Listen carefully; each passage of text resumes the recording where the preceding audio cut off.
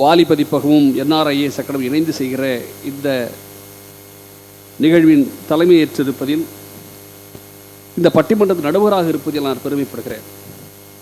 உலகம் முழுதும் சினிமாக்கள் இவ்வளவு தீவிரமாக செயல்பட்டிருக்கும் போது இந்த சினிமாவை இன்று வரையிலும் காப்பாற்றுவது எது என்ற ஒரு கேள்வி இருக்கு. யார் தெரியுமா தமிழ் சினிமாவை காப்பாற்றி இருப்பது? எனக்கு தெரிந்த சிற்றறிவு சொல்கிறேன். தமிழ் சினிமாவை, கடந்த கால தமிழ் சினிமாவை வாழ வைத்துக் கொண்டிருப்பது படத்தில் இருக்கிற பாடல்களும் நகைச்சுவை காட்சிகளும் மட்டும்தான் சினிமாவை வாழ வைத்து கொண்டிருக்கிறது என்பதை நீங்கள் தயவுசெய்து புரிந்து கொள்ளுங்கள். நீங்கள் பழைய சினிமாவில் பாட்டை மைனஸ் பண்ணிவிட்டு காமெடியை மைனஸ் பண்ணிட்டீங்கன்னா அந்த படத்தில் ஒன்றுமே இருக்காது, பார்ப்பதற்கு ஒன்றுமே இல்லை. அதுலேயே நகைச்சுவை என்பது தமிழ் சினிமாவினுடைய உச்சத்தில் தொட்ட காலம். NSKL ஆரம்பித்து இன்றைக்கி இருக்கிற எல்லாரும், யோகி பாபா வரையும் சொல்கிறேன், நேரமில்லை. பாட்டுங்கிறது தமிழ் பாடங்களுக்கு ஒரு பெரிய வரம். உண்மையாலுமே வாலி செய்த பெரிய தவம் ஜெயந்தாவை நண்பராக பெற்றது. நான் விளையாட்டு சொல்லலை. ஏன்னா ஒருவேளை ஜெயந்தா இப்படி வாலியோட கவிதைகளை தனித்தனியாக சிவாஜி கணேசன் பாட்டு, MGR பாட்டு, ஜெமினி பாட்டு, எல்லா பாட்டு புத்தகங்களும் அனுப்பிச்சார். அவ்வளோ பாட்டு எழுதியிருக்காங்க, பாட முடியுமான்னு தெரில. இப்படி யாருக்கு சார் எனக்கு தெரிஞ்சு கூட கண்ணதாசன் கூட இப்படி புத்தகம் இருக்கிறதா தெரில. ஒரு எழுத்தாளன் இறந்த பிறகு சாக விடாமல் அவனை யார் தெரியுமா காப்பாற்றுகிறான்? மற்றொரு படைப்பாளி மட்டும்தான் காப்பாற்றுகிறான் என்பதற்கு ஜெயந்தா ஒரு சிறந்த அடையாளம். சரி, இந்த வாலி குதிக்கிறாரு சினிமாக்குள்ள. வாலி குதிக்கும் போது எல்லாம் சொன்னது தான்.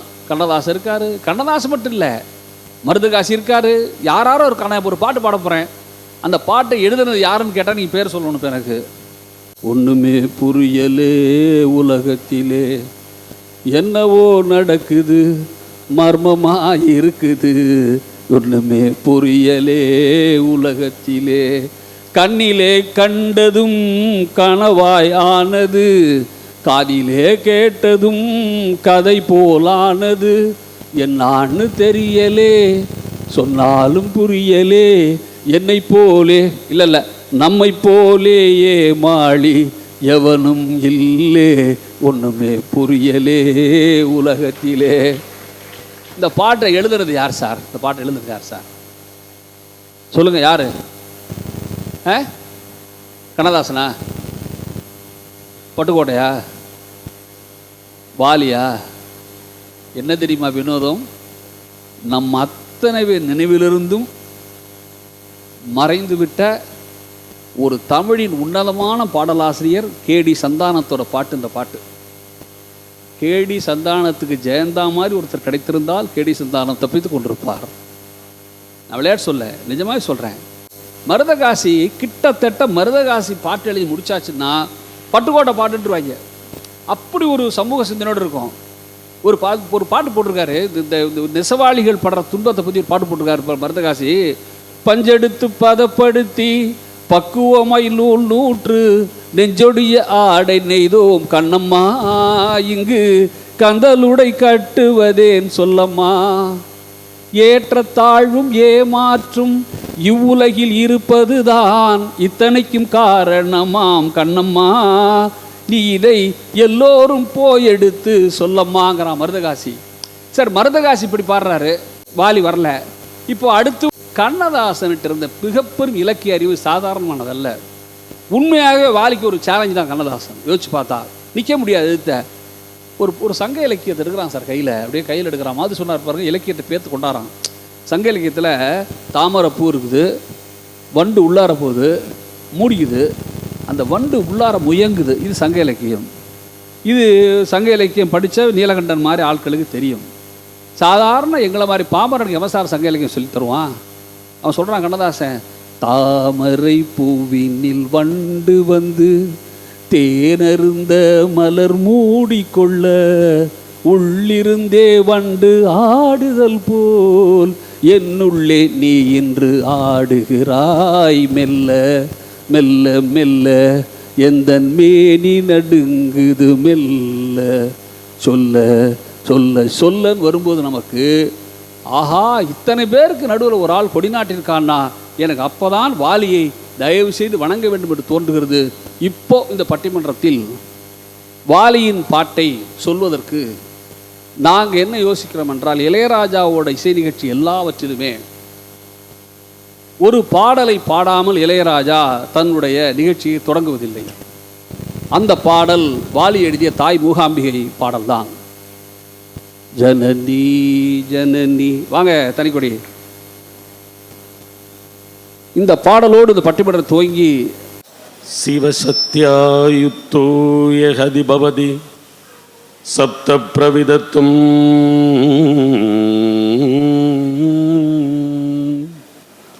நசே தேவன் தேவோ நகலு குசலஹஸ்பந்துதுமபி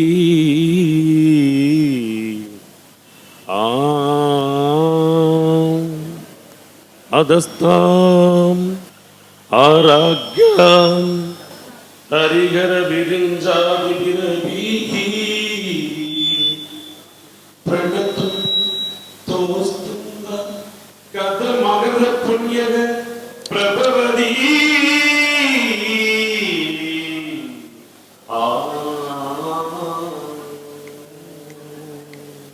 ஜனனி ஜனனி ஜகம் நீ அகம் நீ, ஜனனி ஜனனி ஜகம் நீ அகம் நீ, ஜெகத்காரணி பரிபூரணி, ஜெகத்காரணி பரிபூரணி, ஜனனி ஜனனி ஜகம் நீ அகம் நீ, பரிபூரணி. சபாஷ் சபாஷ். நண்பர்களே, இப்போது தாய் மூகாம்பிகையில் எங்கேயோ இருந்த ஒரு இசையை கொண்டு வந்து சினிமா பாட்டில் தர முடியும்னு வாலியால் நிரூபிக்க முடியுது ஒரு இசை வடிவத்தோடு. ஏன்னா இன்னொரு கேள்வி மனசு, சரி இதெல்லாம் சரி சார், இவ்வளோ பையனுங்க உட்காந்துருக்குறீங்க, அது என் கண் முன்னாடி நிறைய ஐஏஎஸ் உட்காந்துருக்க மாதிரி இருக்குது, நிறைய ஐபிஎஸ் இருக்கீங்க, நிறைய குரூப் 1 குரூப் 2 பேங்க் ஆஃபீஸஸ்லாம் எதுக்கு இருக்கிறீங்க, உங்கள் குரலையும் வாலி பதிவு பண்ணியிருக்கார், அதான் அழகு. இவ்வளவு உயரங்களை நீங்கள் அடையும் போது மனசில் என்ன வாலி பாட்டு தெரியுமா வரும்? வெற்றி மீது வெற்றி வந்து என்னை சேரும், அதை வாங்கி தந்த பெருமை எல்லாம் உன்னை சேரும். வருமா வராதா? வரும்ல. நீங்கள் அது மட்டும் இல்லை, வாலி மாதிரி உற்சாகமான பாட்டு எழுத ஆட்கள் ரொம்ப ரொம்ப கம்மி. ஒரு பாட்டு போடுறாரு வாலி, வெற்றியை பற்றி ஒரு பாட்டு தான் அதுவும். வெற்றி வேண்டுமா போட்டு பாரடா எதிர் நீச்சல், சர்தாம் போடா தலைவிதி என்பது வெறும் கூச்சல், எண்ணி துணிந்தால் இங்கு என்ன நடக்காதது, கொஞ்சம் முயன்றால் இங்கு எது கிடைக்காதது, வெற்றி வேண்டுமா போட்டு பாரடா எதிர் நீச்சல். நீ இந்த பாட்டை காலையில் ஹாஸ்டல் ரூமில் கேட்டுட்டு கிளாஸுக்கு வந்தீங்கன்னா நிச்சயமாக நீ வெற்றி பெற்று விடுவாய் என்பதை நீங்கள் தயவு செய்து மனசில் வச்சுக்கணும். அப்போ தான் எனக்கு என்ன வருதுன்னா, ஒரு பக்கம் காதலில் ஜெயிக்கிறாரு கண்ணதாசன், காதல்லையும் வாலி ஈடு கொடுக்குறாரு பாருங்க. காதல் பாட்டில் எனக்கு ரொம்ப ரசித்த பாட்டு ஒரு பாட்டு உண்டு. 1000 இரவுகள் வருவதுண்டு, ஆனால் இதுதான் முதலிரவு, 1000 உறவுகள் வருவதுண்டு, ஆனால் இதுதான் முதல் உறவு. எனக்கு வாலி எல்லா இடத்துலையும் நிற்கிறார்ல, அப்போல்லாம் பட்டிமன்றம் உண்மையான பட்டிமன்றம் அது பாட்டில் கருத்து விளையாடிய தூளியா, காதல் அலையாடி ஆழியா என்கிற தலைப்பு இருக்கே, அது ஒன்றும் சாதாரண தலைப்பல்ல என் பார்வையில். நீங்கள் மீண்டும் மீண்டும் சொல்லும்போது தான் வாலிக்கு என்ன பிடிக்கும்னா, இலக்கிய நயங்களை கையாண்டதில் வாலிக்கு ஒரு தனித்துவம் உண்டு. சொல்லி நான் பாஸ்கரை கூப்பிட போகிறேன். இப்போ அடுத்தது பல்லவன் உங்களுக்கு தெரியும். பல்லவிங்கிறது பாட்டில் ஜெயந்தாவுக்கு தெரியும், தனிக்கோடிக்கு தெரியும், பல்லவி சரணமெல்லாம். வாலி அந்த பல்லவியை பயன்படுத்துகிறா பாருங்க. பல்லவன் பல்லவி பாடட்டுமே, பார்த்திபன் காதலி ஆடட்டுமே, பாடி களைத்ததும் ஆடி களைத்ததும் பூமகள் கண்மலர் மூடட்டுமே, பல்லவன் பல்லவி பாடட்டுமே. எனக்கு பஞ்சர்நாஜலம் பாட்டு எடுத்தனாலும் வாலி ஜெயிக்கிறாரு, கண்ணதாசன் பாட்டல் ஜெயிக்கிறார்னா உள்ளுக்குள் ஆற்றல் இல்லாமல் எவனாலும் ஜெயிக்க முடியாது என்பதை நீங்கள் தயவு செய்து மனதில் வைத்துக் கொள்ளுங்கள். அப்போது நான் ரெண்டு பக்கமும் சொல்லிட்டேன். இப்போது வெற்றி வேண்டு வாலி தான், காதல் பாட்டு வாலி, இதில் எதியாக நிற்கிது என்கிற பட்டிமன்றத்தில் இப்போது நான் முதலாக கருத்து ஆடிய தூளியாகிய வாலிதான் என்று பேசுவதற்கு அபூர்வமான கலைஞன், சிறந்த நகைச்சுவையாளன், சிறந்த திறமைசாலி. வாங்க தம்பி பாஸ்கர், வாங்க. வாலிப வாலி கருத்து விளையாடும் தூளியா அல்லது காதல் அலையாடிய ஆழியா? இதுதான் கேள்வி. நாங்கள் ரெண்டு பேரும் கருத்து ரொம்ப சுருக்கமாக சொல்கிறேன், கருத்துள்ள நல்ல சமூக பாடல் இன்றைக்கு தேவை. வாலியை பாராட்ட வேண்டுமா அல்லது அந்த ரெண்டு பக்கம் இருக்கக்கூடிய காதல் பாட்டு அவர் சிறப்பாக எழுதியிருக்காரா? இதான் கேள்வி. அப்போ இந்த உலகம் உள்ளவரை கவிஞர் வாலி இருந்து கொண்டே இருக்கிறார். இதில் கருத்து செறிவு மிக்க பாடல்கள் தான் இன்றைக்கு அவசியமாக தேவைப்படுகிறது அப்படிங்கிறதுக்காக பேச வர்றேன். அதில் நடுவராக பொறுப்பேற்று பேச வந்திருக்கக்கூடிய, தீர்ப்பு சொல்ல இருக்கக்கூடிய நடுவர் அவர்கள் சாதாரணப்பட்டவர் அல்ல. இன்றைக்கு நல்லா எழுதி வச்சுக்கோங்க, யாராவது நோட்டு பேனா இருந்தால் எழுதி வச்சுக்கோங்க. அவர் இன்றைக்கு தீர்ப்பு சொல்ல போகிறார். ஒன்று எங்கள் அன்னைக்கு சொல்லுவார், இல்லை அந்த அன்னைக்கு சொல்ல போகிறார். இவ்வளவுதானே, வேற என்ன பிரச்சனை இருக்க போகுது? கவிஞர் வாலி இளைஞர்களுக்கு சாதாரண ஒரு செய்தியை சொல்றத முதியவர்களுக்கும் சொல்லுவது போல காட்டுறார். அதுதான் மிகப்பெரிய சிறப்பு. இங்க அழகா சொல்றாரு பாருங்க. அன்னையிடம் நீ அன்பை வாங்கலாம், தந்தையிடம் நீ அறிவை வாங்கலாம், இரண்டும் இருந்தால் பேரை வாங்கலாம், பேரை வாங்கினால் ஊரை வாங்கலாம், நல்ல நல்ல பிள்ளைகளை நம்பி இந்த நாடே இருக்குது தம்பி, சின்னஞ்சிறு கைகளை நம்பி ஒரு சரித்திரம் இருக்குது தம்பி என்று சிறுவர்களுக்கு சொல்வதை அத்தனை வயதுக்காரர்கள் ஏற்றுக்கொள்கிற வகையில் சொல்ற இந்த கருத்து பாடல் தான் இன்றைக்கு அவசியமாக இருக்கிறது. அதான் சொல்றேன். இன்றைய சமூகம் அப்படி மோசமா போகுது, அதுக்குள்ள பாடல்கள் தாங்க இன்னைக்கு தேர்ந்தெடுத்து நம்ம ஆய்வு பண்ணி பேசணும். கவிஞர் வாலி அவர்கள் நட்பையும் காதலையும் பிரித்து காட்டினார். அங்கதான் இங்க கருத்தை பார்க்கணும். கருத்தாடுகின்ற தூளின்னு சொன்ன பார்த்தீங்களா, அங்கேதான் அது கொண்ட. நட்பு என்பது வேறு, காதல் என்பது வேறு. ரெண்டு பேரும் குழப்பிடாதீங்க. ஏன்னா நட்பு எவ்வளவு, எங்க ஒரு பையன் என்ன பண்ணா, வாழ்க்கையில் வெறுத்து போய் குடும்பத்தில் சிக்கலாகி போய் ஒரு பாட்டிலில் கொஞ்சோண்டு மதுபானத்தை ஊற்றி கையில் வச்சுக்கிட்டான். கையில் வச்சுக்கிட்டு அதில் கொஞ்சம் விஷத்தையும் ஊற்றிட்டான். விஷத்தை ஊற்றி இப்போ சாக போகிறான். சாகிறப்ப அவங்க அம்மாவுக்கு ஃபோன் பண்ணான். அம்மா நான் போக போகிறேன் அப்படின்னா. அதுக்கு அம்மா சொன்னா, பார்த்து பத்திரமா போயிட்டு சாயந்தரம் வீட்டுக்கு வாடான். இவன் மொட்டையை தான் சொன்னான். டக்குன்னு மனைவிக்கு அடித்தான். அடியே நான் போக போகிறேன் அப்படின்னா. மனைவி சொன்னா, நீ என்னைக்கு தான் சீக்கிரம் வீட்டுக்கு வந்த அப்படின்னா. அவன் காதலிக்கு முன்னால் காதலிக்கு ஃபோன் அடித்தான். நான் போக போகிறேன் அப்படின்னா. ஏன் வேற ஆளை சிக்கிரிச்சான்னா. அவன் டக்குன்னு அவன் நண்பன் ஃப்ரெண்டுக்கு அடித்தான் போனு. மாப்பிள்ளை நான் போக போகிறேன் அப்படின்னா. அவன் சொன்னான் பாருங்க, அவசரப்பட்டு போவாத மாப்பிள்ளை, நானும் வர்றேன்டான்னா.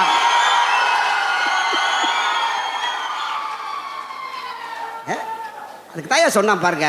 காட்டுக்குயிலு மனசுக்குள்ள பாட்டுக்கென்று பஞ்சம் இல்ல பாடத்தான்.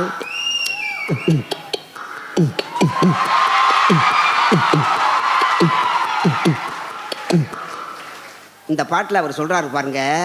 என் நண்பன் போட்ட சோறு தினமும் தின்னும் பாரு, நட்ப கூட கற்ப போல எண்ணுவே, நட்பை கற்ப போல எண்ணுவன் என்கிற இந்த வரியை ஆயிரக்கணக்கான கவிஞர்களை சொன்னீங்கல்ல, எந்த கவிஞனும் திரையுலகில் பயன்படுத்தாத வரி இந்த வரி. காதல் என்பது காலத்துக்கு தகுந்தது மாதிரி மாறும். கருத்தாடுகிற அந்த தூள், இந்த கருத்து பாடல் இருக்கு, அது எந்த காலத்துக்கு மாறாது. காதல் பாட்டு கூட ஜெயிச்சதுக்கு என்ன தெரியுமா காரணம்? கவிஞர் வாலி அவர்களுடைய காதல் பாடல் கூட உங்களுக்காக சொல்லிச்சு. நீங்கள் உங்கள் பாட்டை ஜெயிச்சதுக்கு காரணம், அந்த காதல் பாட்டுக்குள்ளே கூட சிந்தனையை தூண்டுகிற வகையில் கருத்தை கொண்டு வச்சார். அதனால தான் ஜெயிச்சது. அந்த பொண்ணை பார்க்குறான், காதலிக்கிறான், உன்னைத்தான் திருமணம் செய்து கொள்வேங்கிறான். நாம் அளவோடு பெற்று வளமோடு வாழ்வோம். ஒரு காதல் பாட்டில் குடும்ப கட்டுப்பாடை கொண்டு வர்றாருங்க கவிஞர் வாலி. அளவோட பெற்றுக்கும் அப்படிங்கிறாரு. என்ன மாதிரி அழகா, மெல்ல துள்ளும் வெள்ளி கண்டை கண்ணை கொஞ்சம் பேசவிடு, வஞ்சி பெண்ணை வஞ்சிக்காமல் நெஞ்சுக்குள்ளே ஆடவிடு, முத்து நகை சீதனம் 10 விரல் மோதிரம் வாங்கி வந்து போடணும், மாலை ஒன்று சூடணும், கல்யாண தேதி குறிச்சு உந்தன் பொன்னான கையை பிடிச்சி சம்சாரம் என்று சொல்லணும், நீயும் அளவோடு புள்ள போறணும், மாம்பழ தோட்டம் மல்லிகை கூட்டம் மணக்க வரும் மாலை பொழுதோடு மருவி அணைக்கும் மயக்கம் பிறக்கும் மலர்ந்து வரும் ஆசை விழியோடு மன்னவன் வந்தான் தேரோடு இங்கே காதலன் கண்ணும் நெஞ்சம் படக் பட் பட் பட். தொலைநோக்கு சிந்தனைங்க. அறிவுக்கு வேலை கொடுனாரு, பகுத்த அறிவுக்கு வேலை கொடுனாரு. மூட பழக்கத்தை விட்டுவிடு, காலம் மாறுது, கருத்து மாறுது, நாடும் மாற வேண்டும், நம்மால் நாமும் மாற வேண்டும், நம்மால் நாடும் மாற வேண்டும்னார். எல்லாத்தையும் மாற்றணுன்னார். எல்லாத்தையும் மாற்றணும்னா இப்போ உள்ள மாத்திர அல்ல கிடையாது, இப்போ எல்லாத்தையும் மாற்றணும் அந்த மாற்ற இல்லை. அவர் நாட்டில் சமூகத்தில் நல்லபடியாக மாற வேண்டும் அப்படின்னார். இன்னும் மட்டும் இல்லைங்க, நான் பாண்டிச்சேரிக்கு பக்கத்தில் ஒரு பட்டிமன்றத்துக்கு போயிருந்தேன். கடற்கரை ஓரம் மீனவர்கள் குப்பம் வாழக்கூடிய மக்கள். அங்கே நான் சொன்னேன், அந்த எல்லா மீனவர்கள் சொன்னேன், இந்த நாட்டில் மிகப்பெரிய விளக்கு என்ன தெரியுமான்னு கேட்டேன் அவங்கள்ட்ட. ஹாலோஜன் விளக்கா, டீப் லைட்டா, குண்டு பழுப்பா, சிஎஃப் லைட்டா, அகல் விளக்கா, குத்து விளக்கா, எந்த விளக்குடா மிகப்பெரிய விளக்கு அப்படி அந்த மீனவர்களுக்காக கவிஞர் வாலி சொன்னார்.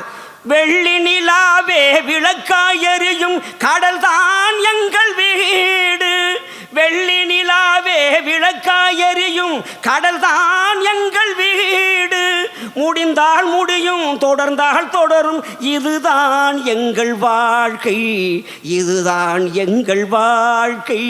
தரை மேல் பிறக்க வைத்தான், எங்களை தண்ணீரில் பிழைக்க வைத்தான், கடல் மேல் இருக்க வைத்தான், பெண்களை கண்ணீரில் குளிக்க வைத்தான், தரை மேல் பிறக்க வைத்தான்.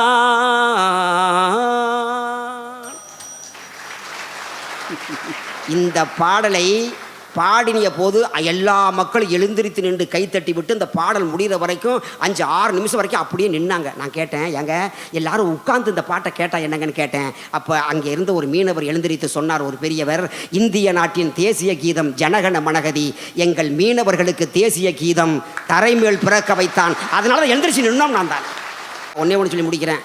உலக அறிஞர்கள் எல்லா பேரும் கடைசியாக முடிவு பண்ணி சொன்ன, அந்த நாடு அழிந்ததற்கு, மக்கள் சீரழிந்து போனதற்கு, பல நாடுகள் சிதைந்து போனதற்கு காரணம் மதம் என்று வரலாற்று ஆய்வாளர்கள் எழுதியிருக்கிறார்கள், தொலைநோக்கு சிந்தனையாளர்கள் எழுதியிருக்கிறார்கள். அந்த மதத்தை பற்றி கவிஞர் வாலி அவர்களிடம் கேட்டார்கள். அவர் தான் கேட்டார், ஏண்டா ஓ மதம் பெருசு ஓ மதம் பெருசுன்னு பேசிக்கிட்டு இருக்கிறிய, எல்லாரையும் படைச்ச கடவுள்னு ஒன்று சொல்கிறீல்ல, அந்த கடவுள் எந்த மதம்டான்னு கேட்டார். இதை பல்லவியாக வச்சு எழுதி பாட்டை முடிங்கன்னார் இசைஞானி இளையராஜா. எழுதி கொடுத்தவர் இந்து மதத்தை சேர்ந்த வாலி அவர்கள். இந்த பாட்டை யாரடா பாட வைக்கணும் முடிவு பண்ணாங்க? நாகூரில் பிறந்த EM அனிபா அவர்களை அழைத்து வந்து இதுதாங்க மத நல்லிணக்கம், இதுதான் மதச்சார்பன். 2 பேரையும் பாட வச்சாங்க. என்ன மாதிரி கொடுத்தான் பாருங்க. மதம்னு என்னன்னு கேட்டான். இன்னைக்கு அத்தனை மாணவர்களுக்கும் அத்தனை இளைஞர்களுக்கும் தேவைப்படுகிற காலத்திற்கு ஏற்ற இந்த பாடல். மனசுக்குள்ள நாய்களும் நரிகளும் 4 வகை பேய்களும் நாட்டியம் ஆடுதடா, மனிதன் என்னும் போர்வையில் இருக்குது, பார்வையில் நடக்குது, நான் கொண்ட மிருகமடா, அடையாரும் திருந்தலையே, இதை நாமும் வருந்தலையே, நீயும் நானும் ஒன்று, இதை நெசமா மனசில எண்ணு, பொய்யையும் புரட்டையும் கொன்னு இந்த பூமியில் புதுசாக பண்ணு, அட சொன்னதை சொல்லவா, சொல்லாமல் என் வழி செல்லவா, ஆனா உன்னைத்தான் நம்புறேன் அல்லவா, உன்னாலே மாறுதல் வந்துடும் அல்லவா, உன் மதமா என் மதமா, ஆண்டவன் எந்த மதம், நல்லவங்க எம் மதமோ, ஆண்டவன் எந்த மதம்.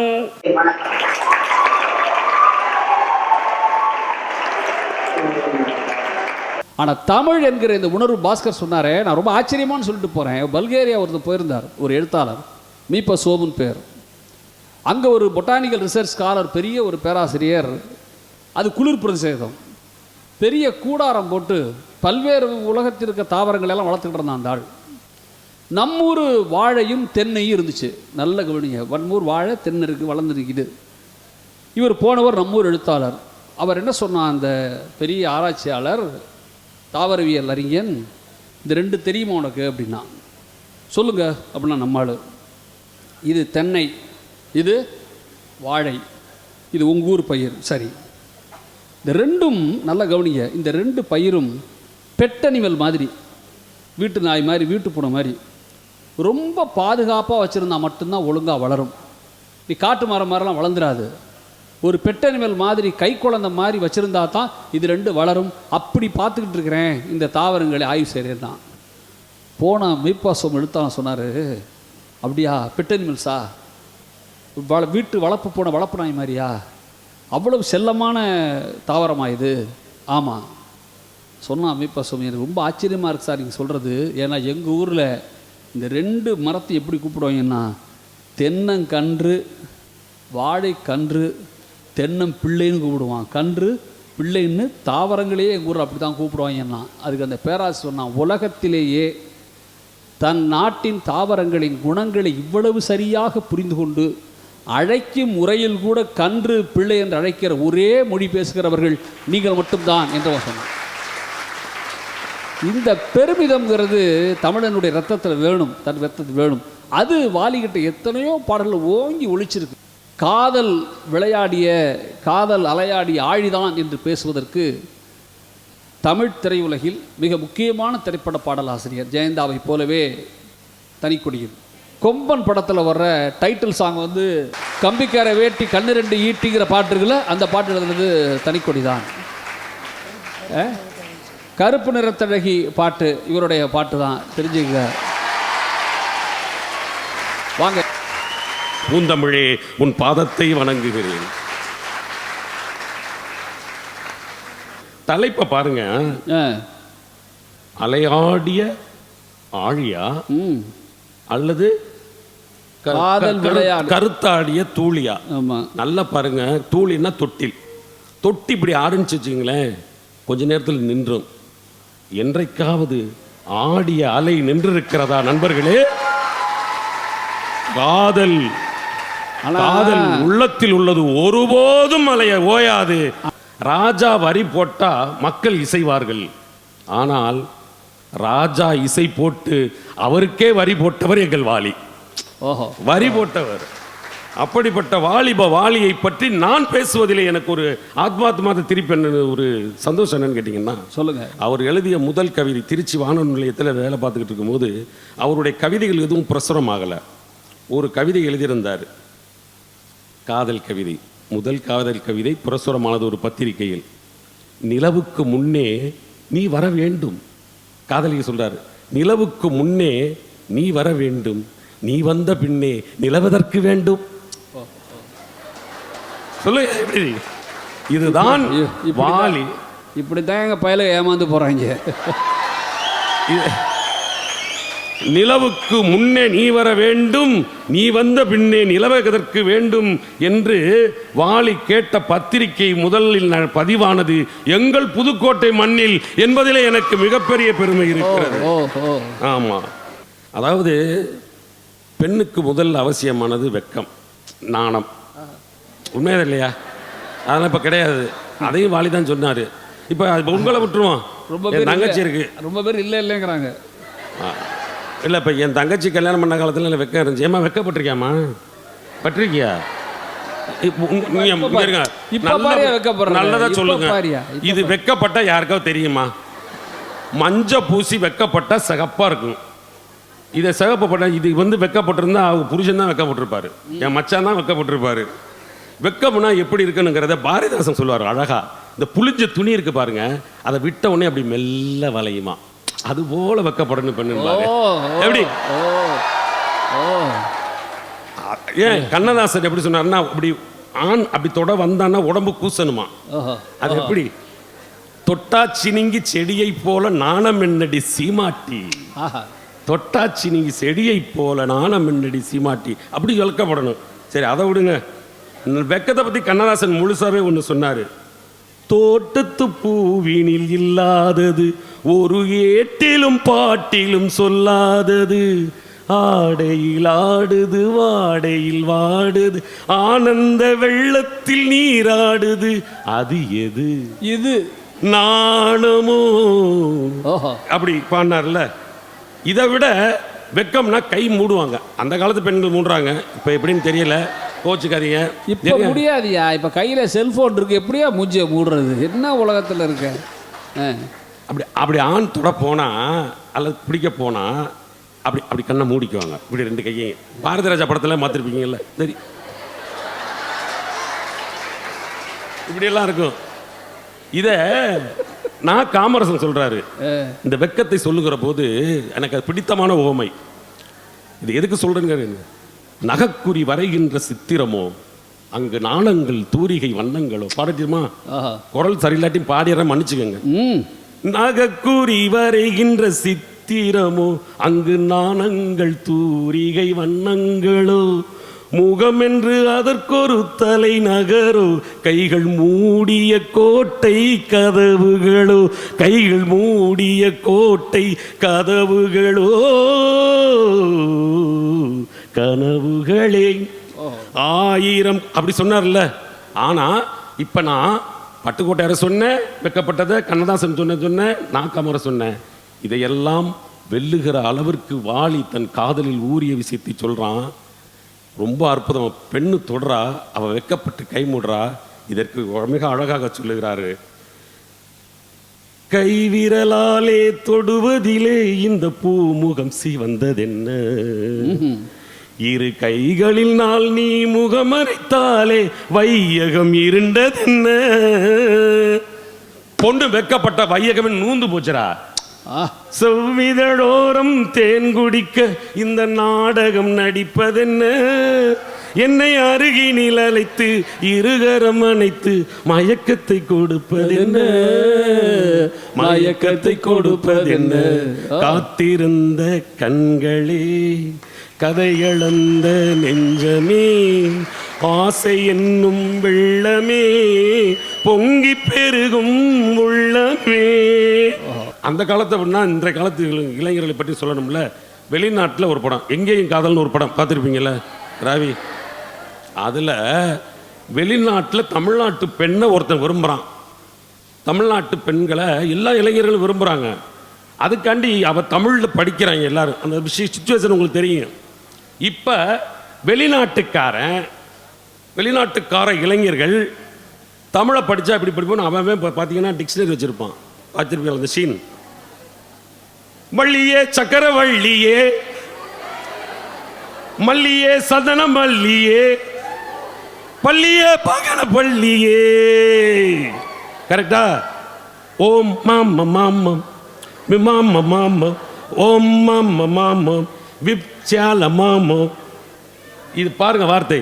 நங்காய் நிலாவின் தங்காய், மங்காய் நீதானே செங்காய்.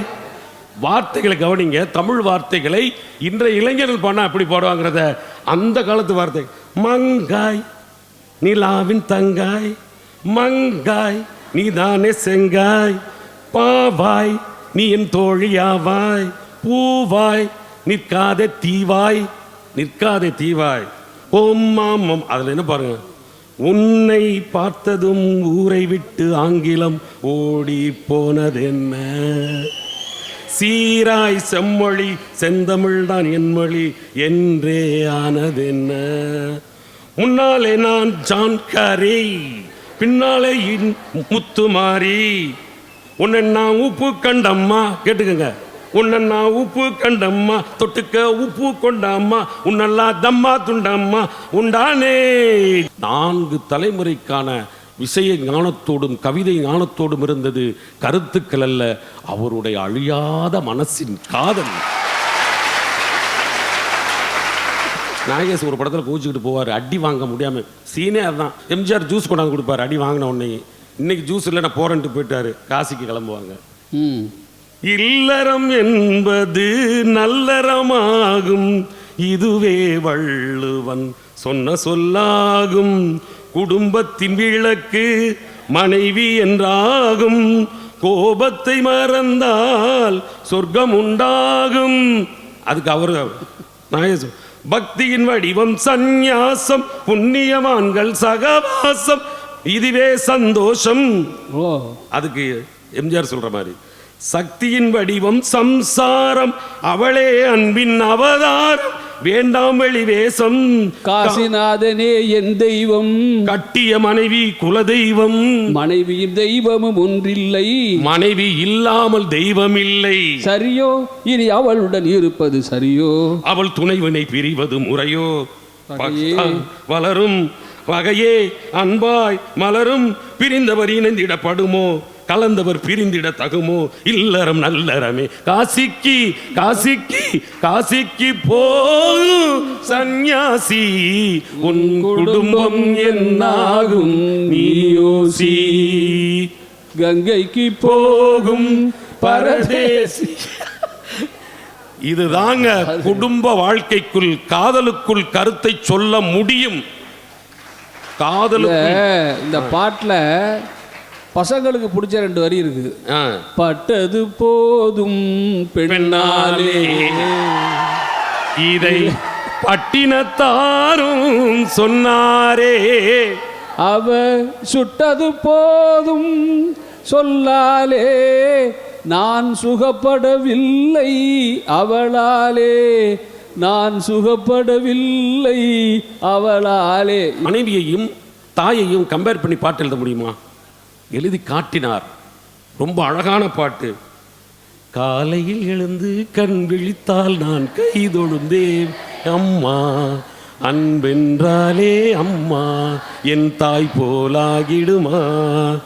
மனைவியையும் தாரத்தையும் ஒரு தெய்வீக ஸ்தானத்தில் நிறுத்தி பார்த்தவர் திரை இசை பாடலில் வாலியே. வாலிப வாலி என்று ஜெயந்தா சொல்லியிருக்கிறார். இறுதி வரைக்கும் அவள் காதலனாகவே இருந்தார் என்று கூறி நல்ல வாய்ப்புக்கு நன்றி கூறி நிறைவு செய்கிறேன். நன்றி, வணக்கம். இப்போ உண்மையாகவே தனிக்கொடியை நீங்கள் நல்ல கரவொலியோடு வாழ்த்தி, இப்போ இல்லை இல்லை கருத்து ஆடிய தூளிதான் என சொல்வதற்கு பேராசிரியர் மனோன்மணி நல்ல கரவொலிக்கிடையே அன்போடு. அன்பிற்கினிய தமிழ் நெஞ்சங்களே, உங்கள் அனைவருக்கும் என்னுடைய அன்பான வணக்கங்கள். நடுவர்களே, இப்போ விறுவிறுன்னு நேரம் கருதி தலைப்புக்குள்ளே வந்துடணும். அண்ணன் கேட்ட 2 கேள்விக்கு மட்டும் நான் பதில் சொல்லிக்கிறேன். அதில் ஒரு விஷயம் சொன்னார், நாங்கள் ஆழியே, கடல் ஆழி, நீங்கள் தூளி, தூளி கொஞ்ச நேரத்தில் நின்றும். கடலில் ஆழினால தான் நாட்டில் பல பிரச்சனை. இன்னைய வரைக்கும் தூளினால் ஒரு பிரச்சனை சொல்லுங்கள், நான் எங்கள் வீட்டுக்கு உருண்டே போகிறேன். அது முடியும். இது எனக்கு வாலியை பிடிச்சதுக்கு 2 காரணம். வாலி பாடல் எழுதினார், ஆனால் அவருடைய மனதில் என்ன தெரியுமா இருந்துச்சு? நான் சினிமாவிற்கு சிலுக்கதிகாரம் எழுதியிருந்தாலும் கூட என் சிந்தையில் இருப்பதெல்லாம் சிலப்பதிகாரம் தான் என்று சொல்லுவான் இல்லையா? எனக்கு பிடித்ததுக்கு 2 காரணம். 1, வாலியினுடைய தனிக்கவிதையில் ஒரு வரி சொல்லியிருப்பாருங்க, நான் வசதி இல்லாத காலகட்டத்திலே அழுக்கு சட்டை போட்டிருக்கிறேன், வசதி வந்த காலகட்டத்திலே சிலுக்கு சட்டை கூட போட்டிருக்கிறேன், நான் ஒரு நாளும் சாதி சட்டை மட்டும் போட்டதே இல்லை என்று பாடியவன் வாலிப கவிஞர். இந்த அவனுடைய சிந்தனை என்னுடைய தனிப்பட்ட விதமாக வாலி எனக்கு ரொம்ப பிடிக்கும். அடுத்தது தெரியுமா, நான் 10வது படிக்கும்போது எங்கள் அம்மா எனக்கு தாலாட்டு பாடம். என்ன தெரியுமா நடுவர்களே? ஆமாம், 10வது படிக்கும்போது எங்கள் அம்மா பாடின தாலாட்டு எனக்கு இன்னும் மனசில் நிற்குதுன்னா பார்த்துக்கோங்களேன். அம்மா, கருப்பு நிலா நீதான் கலங்குவதேன், துளி துளியா கண்ணீர் விடுவது ஏன், சின்னமான மாங்குயிலே ஓ மனசுல என்ன கரை, பெத்தாத்தா நான் இருக்கேன் இந்த பூமியில் வாழுவர, 8 திசையாவும் கட்டி அரசாள வந்த ராசா நீதானே.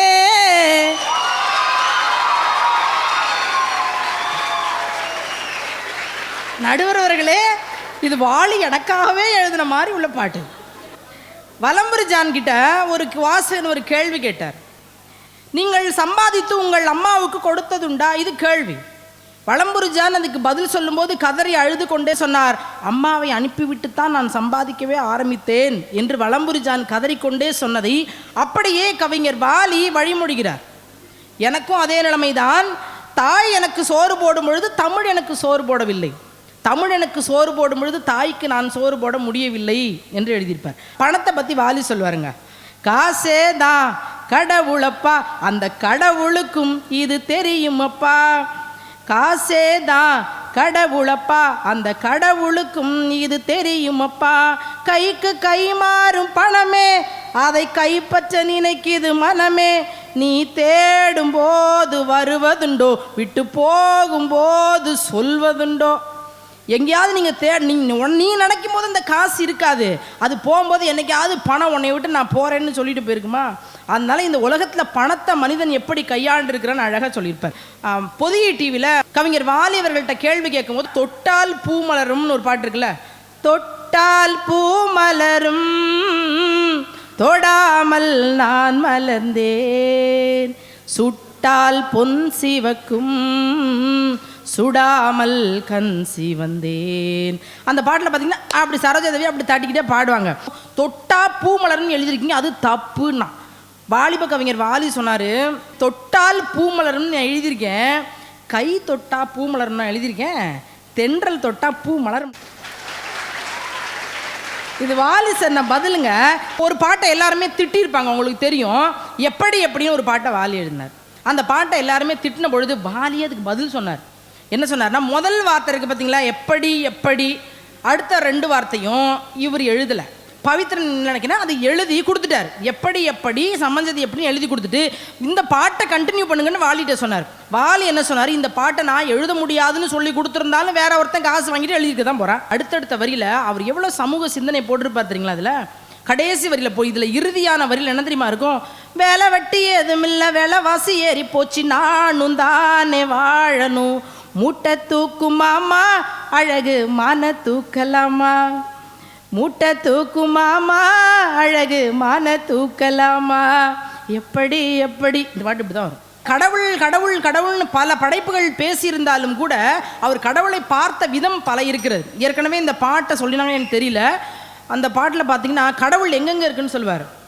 அவன் பூவிரியும் சோலையிலே மனப்பார், ஒரு பூங்குயிலின் தேன்குரலில் இனிப்பார், குளிர் மேகமென தாகத்தையே தனிப்பார், ஒரு கொடி விளையும் கனிகளிலே இனிப்பார், பாசமுள்ள பார்வையிலே கடவுள் வாழ்கிறான், அவன் கருணையுள்ள நெஞ்சினிலே கோயில் கொள்கிறான், இதோ எந்த தெய்வம் முன்னாலே நான் ஒரே ஒரு புன்னகையில் கண்டேனே.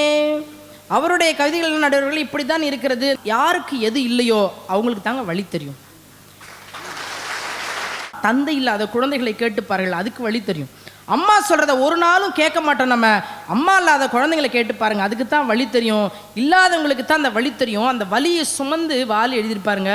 கண்ணிழந்த பிள்ளை காணும் உண்மை, கண்ணிருக்கும் பேர்கள் கண்டதும் இல்லை, ஊருக்கொரு வானமில்லையே இறைவா உன் படைப்பில், ஆளுக்கொரு சாதி இல்லையே அதுபோல் உன் பிறப்பில், உண்ணும் உணவும் நீரும் தினம் தந்த தெய்வமே, உண்ணும் உணவும் நீரும் தினம் தந்த தெய்வமே, உமக்கே என்றும் நன்றி சொல்லுவோம், கடவுள் உள்ளமே ஓர் கருணை இல்லமே, அடைக்கலம் கொடுத்தவன் அருளை பாடுவோம், தந்தை இல்லை தாயும் இல்லை தெய்வம் அன்றி யாரும் இல்லை.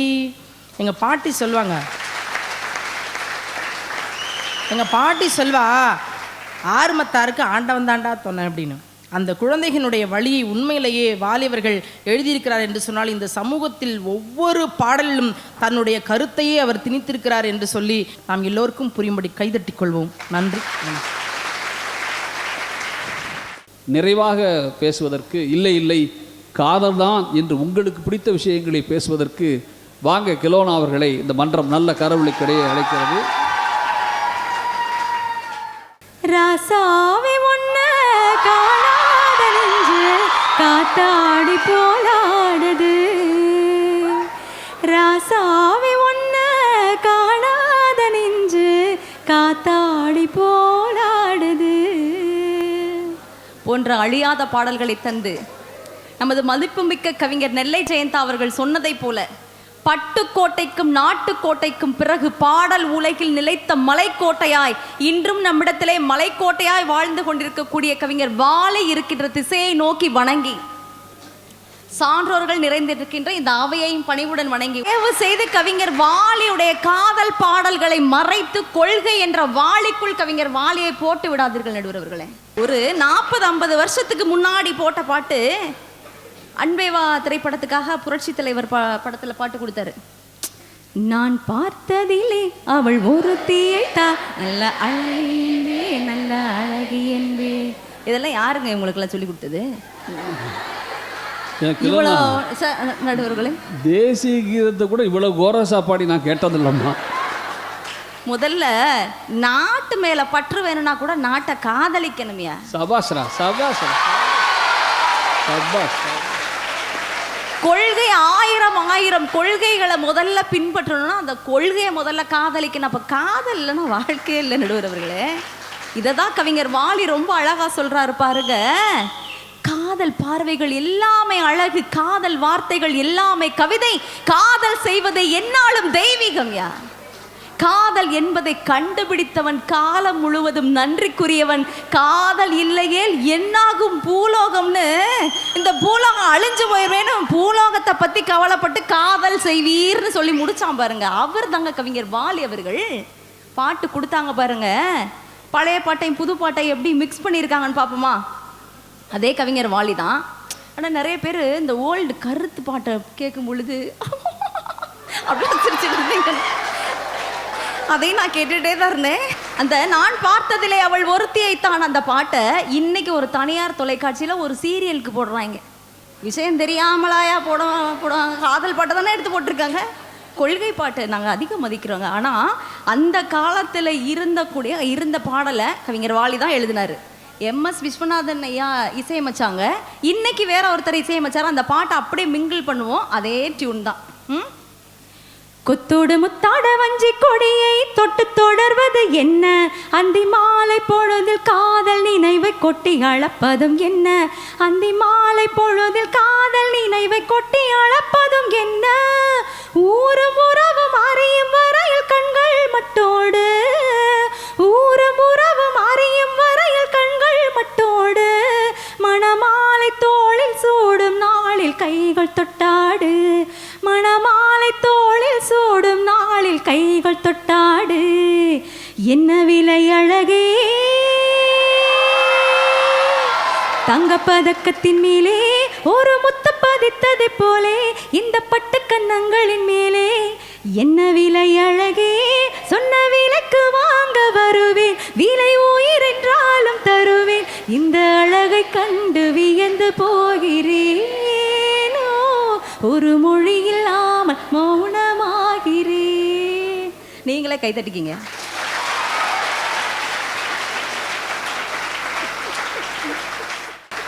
தலைமுறை கடந்து என்னங்க வாலி ஐயா 2013 இறந்து போயிட்டாங்க. அதுக்கப்புறம் வாலி ஐயா நீங்கள் கேட்குற மாதிரி தட்டலாட்டாங்க அதெல்லாம் எழுதலையா? அதெல்லாம் எழுதலை. அவர் இருந்திருந்தார்னா காதல் பாட்டுடைய ரகமே வேற. என்ன இன்டர்நெட் தொடங்குச்சு பார்த்தீங்களா? இன்டர்நெட்னு ஒன்று, இமெயிலில் லவ் லெட்டர் தர்றியா?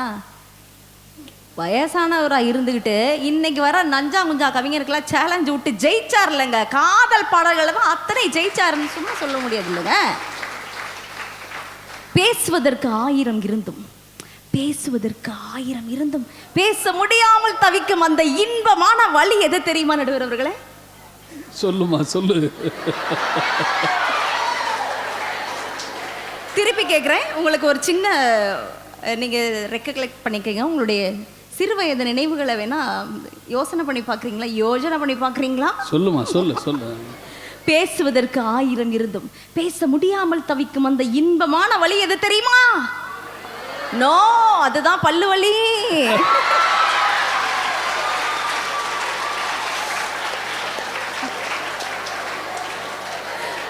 கல்லூரி காதலா?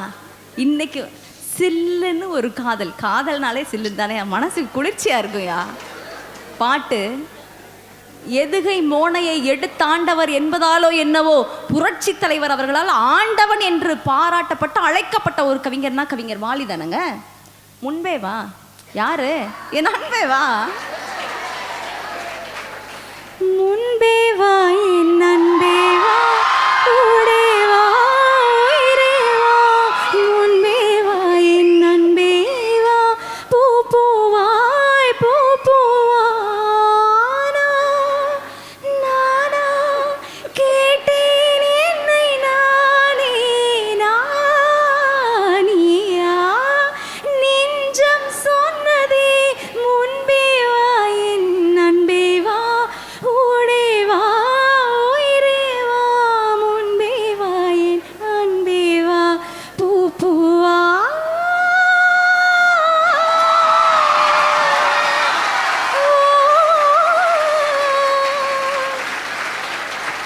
இது மாதிரி காதலுக்காக காத்து கொண்டிருக்கிற ஒவ்வொரு ஆன்மாக்களுக்காக எழுதினார் பாருங்க கவிஞர் வாலி. காதலின் அவஸ்தை எதிரிக்கும் வேண்டாம்,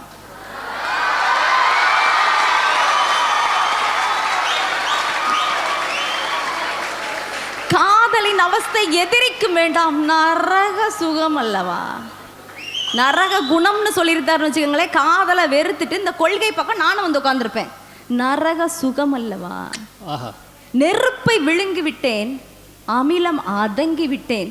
காதல் இருக்கும் பயத்தினில் தான் கடவுள் பூமிக்கு வருவதில்லை.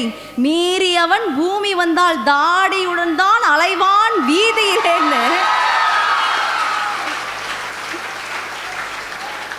தலைக்காக தளபதிக்காகவும் பாட்டு கொடுத்திருக்காரு.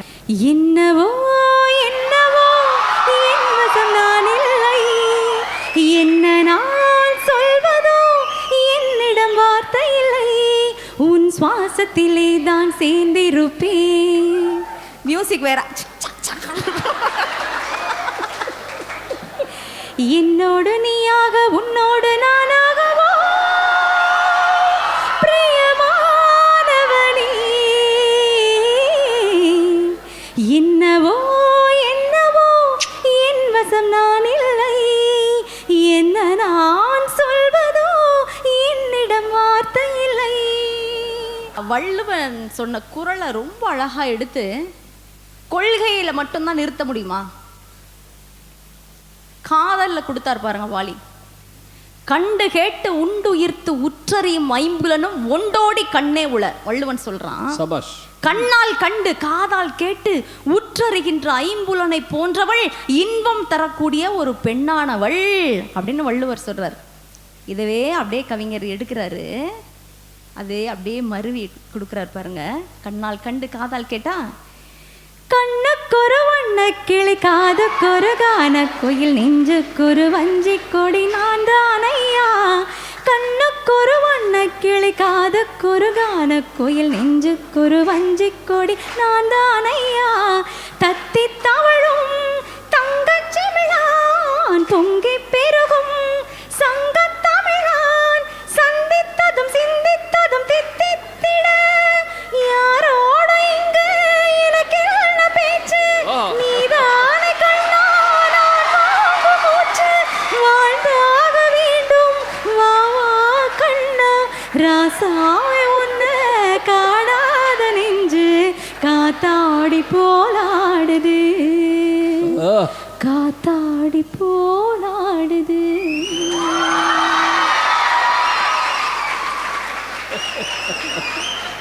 லவ் பண்ற பாய்ஸ்க்கு கேர்ள் ஃப்ரெண்ட் வேற யார்ட்டாவது பேசிருச்சுன்னு வச்சுக்க, என்னடி என்னடி இப்படி பண்ணிட்டு இருக்க, மொபைல் நம்பர்லாம் எதுக்கு ஷேர் பண்ற, இடியட். பொண்ணுங்களுக்கு அந்த மாதிரி சின்ன ஒரு ஈகோ இருக்கும் பார்த்தீங்களா. ராஸ்கல் என்னடா நினைச்சிட்டு இருக்க, டே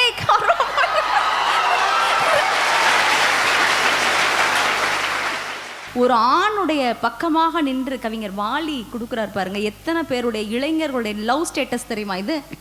சுந்தரி கண்ணால் ஒரு செய்தி சொல்லடி இந்நாள் நல்ல செய்தி, என்னையே தந்தேன் உனக்காக ஜென்மமே கொண்டேன் அதற்காக. நான் உன்னை நீங்க மாட்டேன், நீங்கினால் தூங்க மாட்டேன், சேர்ந்ததே நம் ஜீவனே. சேர்ந்துருச்சியா ஜீவன், ஏற்கனவே சேர்ந்துருச்சியா, அவ்வளோதாயா. கவிஞர் வாலி அவர்களுடைய உச்சம் தொட்ட பாடல்கள் பல்லாயிரக்கணக்கான பாடல் இருக்குங்க. இசைஞானி இளையராஜா அவர்கள் உருக்கி கொடுத்துருப்பாரு பாருங்க. எனக்கு ரொம்ப அந்த பாடல் எப்போ பல இடங்களில் அந்த பாடல் கேட்கும் பொழுது அழுதுருவாங்க. வைதேகி காத்திருந்தால் திரைப்படத்திற்காக ஜானகி அம்மா பாடியிருப்பாங்க பாருங்க. சோலை பகலிரவு பல கனவு இரு விழியில் வரும் பொழுது அழகு மலராட அபிநயங்கள் கூட சிலம்பொலியும் புலம்புவது கே. கைத்தட்டல்களில் கரைகிறேன். வாலியுடைய காதல் ஆளி என்று தீர்ப்பு தர வேண்டுமா கேட்டுக்கொண்டு விடைபெறுகிறேன். நன்றி, வணக்கம்.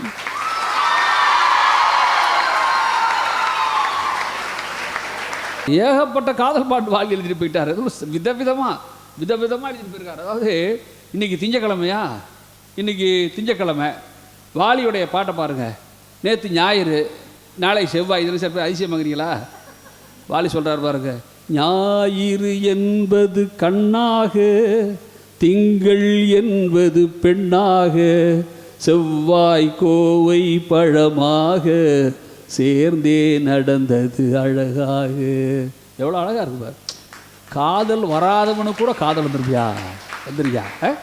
நேற்றைய பொழுது கண்ணோடு, இன்றைய பொழுது பெருமாளோடு, நாளைய பொழுதும் முன்னோடு, நிழலாய் நடப்பேன் பின்னோடு. எனக்கு வாலிகிட்ட ரொம்ப ரசிக்கிறதே இந்த வார்த்தைகள் முடியும் போது இருக்கிற ரிதம் இருக்குல்ல, அது அவருடைய தனி ஸ்பெஷல். இப்படி ஒரு கவிஞனை வச்சுக்கிட்ட கையில் இப்போ நான் காதல் பற்றி தீர்ப்பு சொல்லணும், கருத்துக்கு தீர்ப்பு சொல்லும் போது எனக்கு ஒன்றே ஒன்று தான் நண்பர்களே தோணுது. வாலிப வாலின்னு ஜெயந்தா பிரமாதமாக எழுதி வச்சிட்டார். வாலிப வாலி, இந்த வாலிபம்ங்கிற வயசு இருக்குல்ல, அது ஒரு ஏஜா சார், அது ஒரு ஏஜ். சரி, இந்த வாலிப வாலி என்ற சொற்றொடர் இருக்குல்ல, அதுதான் இன்னைக்கு தீர்ப்பு. நம்ம அதான் பேச வேண்டிய தீர்ப்பு இன்னைக்கு. இந்த வாலிபம்னா என்ன, எப்படி இருக்குங்கிறத நான் சொல்லக்கூடாது. ஜெயந்தாவுக்கும் வாலிக்கும் ரொம்ப பிடித்த கலைஞர் அவர்கள் வாலிபம் பற்றி ஒரு பாட்டு எழுதியிருக்கார். அதில் தான் ரொம்ப நுட்பமாக வாலிபத்தை எச்சரிக்கிறார் அவர். வாலிபம் என்பது வருகின்ற வேடம், வந்தது வரட்டும் என்பவன் பெருமூடன், வருமுன் காப்பவன் தான் அறிவாளி, புயல் வந்த பின்னே தவிப்பவன் தான் ஏமாளின்னு கலைஞர் சொன்னார். ஒரு ரஷ்யாவில் ஒரு அருமையான கவிதை இருக்குது, நீங்கள் காதலை புரிஞ்சுக்கிறது. ரஷ்யாவில் கவிதை இருக்குது. ஒரு பெண்ணும் பையனும் சந்திச்சா வழக்கம் போல் பையன் என்ன பண்ணுவான், பொண்ணை நான் உன்னை காதலிக்கிறேன் அப்படின்ட்டான். நம்ம பையன் இழிச்சவன் காதலிக்கிறேன் அப்படின்ட்டான். உடனே அந்த பொண்ணு சும்மா இருப்பாளா, எவ்வளவு அப்படின்னா, இவ்வளவு அப்படின்னா, அவன் நீ என்னை இவ்வளவு காதலிப்பது உண்மையானால் நாளை முதல் செருப்பு போடாமல் வருவாயா? செருப்பு காலே இல்லாமல் வருகிறேன் அப்படின்ட்டான் அவன். அந்த பொண்ணு விடலை, நீ என்னை காதலிப்பது உண்மையானால் உங்கள் அம்மா அப்பாவெல்லாம் விட்டுட்டு என்னோட வந்துடுவியா? இவன் அம்மா அப்பா நான் அப்பன் பெரியப்பன் சித்தப்பன் எல்லாரையும் விட்டு வர்றேன் அப்படின்னா. அந்த பொண்ணு சொன்னான், நான் உன்னை காதலிக்கவில்லைன்னா. ஏன் அப்படின்னு பய கேட்டான். அந்த பொண்ணு சொன்னான், நான் ஒரு நாளும் அடிமைகளை காதலிப்பது இல்லை என்று அந்த பொண்ணு பதில் சொன்னான். இப்போ காதல்ங்கிறதே ஒரு மெச்சூரிட்டி. காதல் மெச்சூரிட்டி. பார்த்ததும் காதல், கண்டதும் காதல் சினிமாவில் வரலாம், வாழ்க்கையில் அதெல்லாம் ரொம்ப ஆபத்து. நான் ஒன்றும் காதலுக்கு எதிரி அல்ல, அப்படின்னு நான் சொல்லலை. காதலிக்கலாம், தப்பு இல்லை. எந்த வயதில் காதலிக்கணுங்கிறது காதலை பற்றிய பார்வை இருக்குது. நிஜமாகவே சொல்கிறேன், ரொம்ப காதலித்த சிலருடைய வாழ்க்கையை நம்மளுக்கு வியக்க வைக்கும். சாமிநாத சர்மான் தமிழ் ஒருத்தர் இருந்தார். இன்னைக்கு பேசுகிற பேச்சாளர்கள் நாங்கள் உட்பட, அரிஸ்டாட்டிலை தெரியுமா, இங்கர்சாலை தெரியுமா, இப்படித்தான் சொன்னார் ஏத்தன்ஸ் என்றெல்லாம் நாம் பேசுகிறோம்ல, இந்த இத்தனை பேருக்கும் உலகம் முழுதும் இருந்த அறிவு செல்வங்களை தமிழில் கொண்டு வந்து சேர்த்தவன் சாமிநாத சர்மா என்கிற ஒரு சாதாரண மனிதன். காதல்ங்கிறது தன்னை அர்ப்பணிப்பது. காதல் என்பது களவாடுவதல்ல, காதல் என்பது அர்ப்பணிப்பது. வாலியினுடைய ஒரு பாட்டை சொல்லி என்னுடைய பட்டிமன்ற தீர்ப்பு நான் சொல்லிவிடலாம்னு நினைக்கிறேன். உங்களுக்கு நான் சொல்கிற பாட்டு ஒன்றே ஒன்று தான். உங்களில் சில பேர் நிச்சயமாக இந்த நிறுவனத்தில் ஐயா சொல்லியிருப்பாங்க, who will cry when you tie என்ற ராபின் சர்மாவோட புத்தகம் ஒன்று இருக்குது. இந்த புத்தகத்தை நீங்கள் எல்லாருமே படிக்கணும். ரொம்ப சிம்பிள் கேள்வி, who will cry when you tie? நீ சாகும்போது யார் அழுவார் என்பதுதான் கேள்வி. நீங்கள் பிறக்கும்போது நாம் அழுவோம், கூட இருக்கவெல்லாம் சிரிப்பான் இல்லை, அதான் இயற்கை. ஆனால் பிறக்கும்போது நான் அழுவேன், கூட இருக்கவெல்லாம் சிரிப்பான். ஆனால் நான் ஒழுங்காக வாழ்ந்தால் மட்டும்தான் சாகும்போது நான் கண்மூடி கிடப்பேன், சுற்றி இருப்பவன் அழ வேண்டிய வாழ்க்கையை வாழ்ந்துவிட வேண்டும் என்பதை நீங்கள் தேச மனசில் வச்சுங்க.